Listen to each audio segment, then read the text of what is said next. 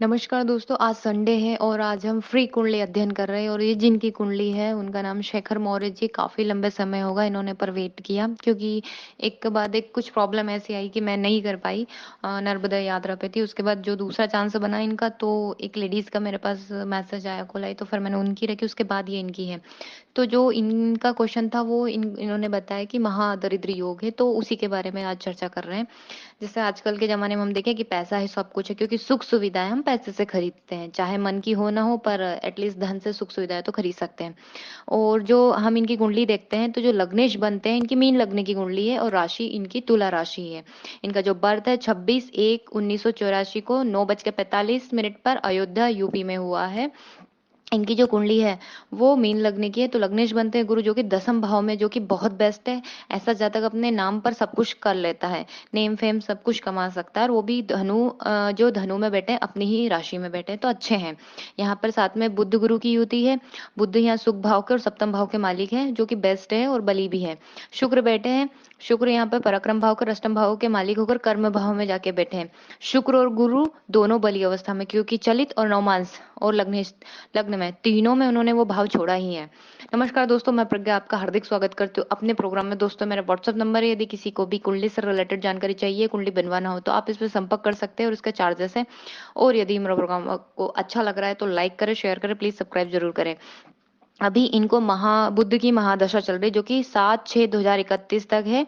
इसके बाद इनको केतु की आएगी। केतु इनके भाग्य भाव में बैठे हैं। यदि इन्होंने गणेश साधना की तो ये इनकी दशा बहुत अच्छी जाने वाली है। और अभी बुध की चल रही है तो बुध बहुत अच्छी कंडीशन में, इतनी कोई डैमेज नहीं है। इसके बाद हम देखें कि इनका एक ही क्वेश्चन था ना कि मेरी जो धन की स्थिति महादरिद्र योग है तो क्या करना चाहिए। वैसे जो धन के स्वामी बनते हैं मंगल, जो कि अष्टम भाव में जाके बैठे हैं। धन भाव के कारक यदि हम देखते हैं तो गुरु को भी माना जाता है ना, यहाँ पे हम धन के लिए गुरु को देखते हैं तो जो गुरु है लग्नेश और कर्मेश दोनों है और अच्छी अच्छी अवस्था में है। इसके बाद कालपुरुष की कुंडली में हम जो सेकंड भाव देखते हैं शुक्र के पास होता है, तो शुक्र की स्थिति भी यहाँ देखना बहुत कंपलसरी है, क्योंकि इसके साथ ही यहाँ पर देखें कि वैसे कोई दिक्कत नहीं, क्योंकि जो धन भाव के स्वामी बनते मंगल है, मंगल यदि कमजोर होते हैं तो धन की हानि होती।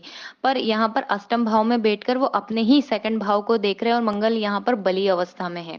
तो थोड़ा सा ये कि इतना तो नहीं, पर यदि आप जैसे धन के रास्ते थोड़े से अलग हो जाते हैं, जैसे आप तंत्र मंत्र ज्योतिष से यदि गुप्त चीजें इसको बोल सकते हैं, अष्टम भाव किसका रहता है, गुप्त विद्याओं का, अचानक सडनली धन लाभ, पैतृक संपत्ति, लॉटरी, इस टाइप से यदि कुछ करते हैं तो आपको वो पैसे मिल सकते हैं।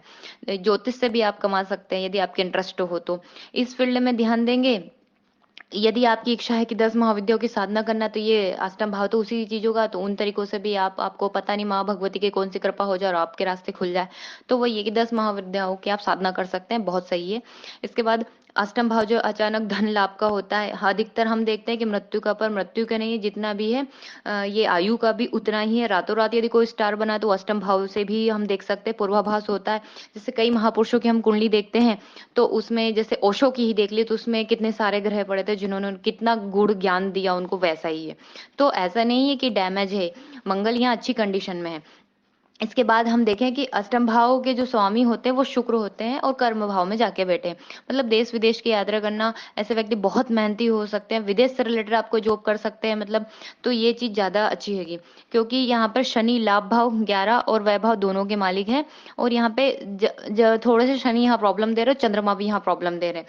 यदि हम दरिद्र योग की बात करते हैं तो वो कैसे बनता है, लग्न कमजोर हो, ठीक है, पंचम पति और इसके बाद में त्रिकोण के जो भाव होते हैं लग्न पंचम और नवम, यदि ये कमजोर हो तो हम देख सकते हैं कि दरिद्र योग बन रहा है।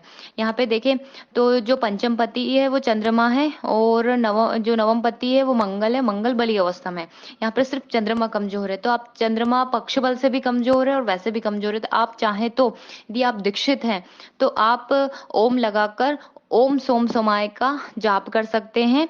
ओम सोम सोमाय नमः, ये वाला। और यदि हम महादरिद्र योग की बात करते हैं तो जो इन भाव के साथ, मतलब त्रिकोण भाव के साथ धन भाव, सुख भाव और लाभ भाव भी यदि पीड़ित हो तो ये योग बनता है। तो यहाँ पे हम धन भाव मंगल को हमने अभी देखा कि वो इतना डैमेज नहीं है, जिनको शायद इनको इतना लग रहा है, पर सुख भाव देखें तो सुख भाव के स्वामी बुध बनते हैं, जो कि अच्छी कंडीशन में है और बली अवस्था में है।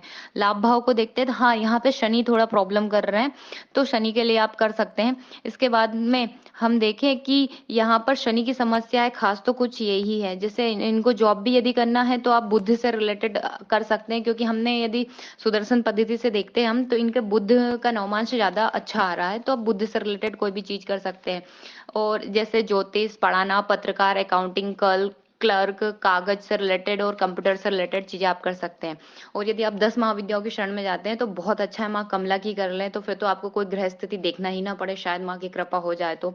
इसके साथ में यदि आप 10 महाविद्याओं की दीक्षा नहीं लेना चाहते हैं तो फिर श्री सूक्त का आप शुक्रवार को सुबह सुबह जो 1 घंटा का समय होता है शुक्र के होरा में, या फिर सोमवार के दिन जो शुक्र का हो रहा है, उसमें यदि आप श्री सूक्त से 16 आहुति या घी की हवन करते हैं श्री सूक्त पढ़ते हुए, तो भी आपकी स्थिति 3 महीने तो कंटिन्यू करिए, एटलीस्ट बहुत कुछ चेंज हो जाएगा। और इसके साथ ही हम देखते हैं कि जो लग्न का मान है वो बोलते हैं कुमार अवस्था में है, तो यदि और वो शनि है लॉर्ड लीड कर रहे हैं उनको, तो नियम संयम और ईमानदारी से आप चलते हैं तो मतलब शनि कंट्रोल कर रहे हैं तो उनके हिसाब से चलना पड़ेगा आपको।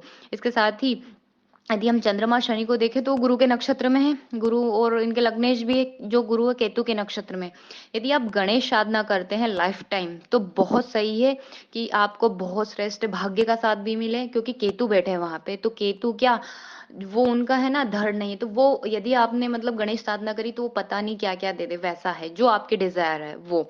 तो या तो गणेश गायत्री मंत्र या गणेश अथर्वशीष मंत्र करे तो बहुत अच्छा है, और गुरु बनाकर करे तो आपका जो लग्न है वो भी बली अवस्था में हो जाएगा, और जो आपको प्रॉब्लम आ रही है धन से वो भी हो जाएगा। श्री शुक्त यहाँ 100% काम करेगा, और यदि आपने 10 महाविद्याओं में दीक्षा ली है तो फिर तो कहना ही क्या है। अच्छी है, ऐसा नहीं है कि डैमेज है, थोड़ा सा आपको शनि और चंद्रमा से रिलेटेड काम करना पड़ेगा, और यदि नहीं करना चाहते तो फिर 10 महाविद्याओं की शरण ले लीजिए, तो वहां तो आपको कुछ करना ही नहीं पड़ेगा सिवाय साधना के। हो सकता है ज्योतिष में ही आप हमको देखने के लिए मिल जाए। धन्यवाद दोस्तों।